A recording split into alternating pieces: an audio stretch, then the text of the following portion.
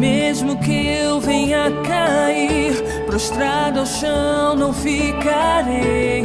Tuas asas me erguerão e de novo voarei sobre as circunstâncias, Senhor, além do impossível.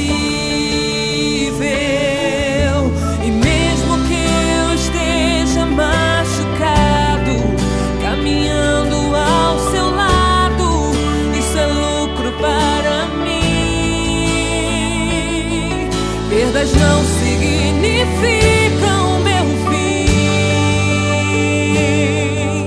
Tu és o meu suporte, és a minha base forte, projeção de sonhos lindos que me fazem existir.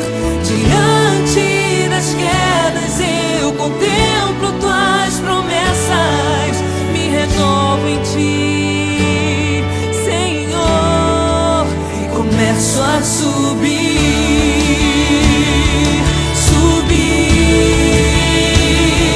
subir, com um novo fôlego de vida.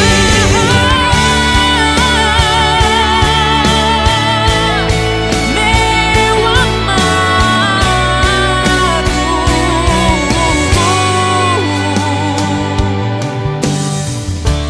mesmo que eu venha cair, prostrado ao chão não ficar.